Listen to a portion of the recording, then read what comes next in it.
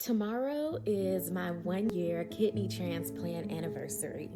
And this is the most excited I have been about something in my life for a couple of years. I mean, really, since I became a COVID survivor and a kidney patient.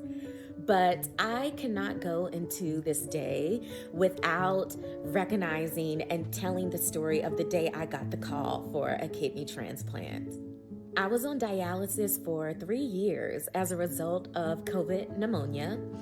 And I decided very early in my journey as a kidney patient that I wanted to receive a kidney transplant because I thought that it was going to be the best option for my quality of living and my life and the goals and the future and the things that I wanted to do with my life. I got listed and I received the call for a kidney transplant about 8 months later. I was transplanted on April 12th, which was a Friday, but I actually received the phone call about the kidney transplant on Wednesday afternoon. So basically like a day and a half before I actually went into surgery.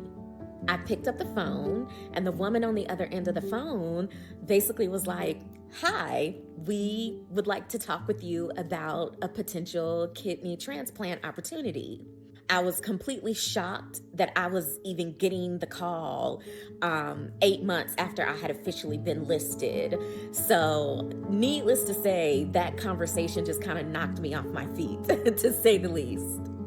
But then she kind of like drops it on me that I'm not at the top of the list. I was third on the list and there were other people ahead of me. So that immediately made me start to like manage my expectations. And if I'm being quite honest, I already started to kind of set in motion this line of thinking where I was like, okay, it's not going to be me. And she says, okay, I'm going to have an update for you tomorrow. And I said, okay. So I talked with my mom because my parents were going to be helping me after surgery whenever the day came. And so I made a decision that it was time for me to get prepared, even if it wasn't going to be me, just in case I needed to be ready to go. So I started to work on creating my go bag. So I started like running errands and like picking up my pink duffel bag out of my closet and just stuffing it with stuff that I thought I was going to need at the hospital. So she finally calls me back around noon that day. So this is Thursday, April 11th, 2024. And she calls me back and she's like, hey, we're still making a decision. I'm talking to the kidney transplant team, and there's a lot up in the air, but I just wanted to let you know that, we are still considering you, but you are still third on the list. So please just stay by your phone because I'll be giving you a call back later today with updates. And I said, okay, fine.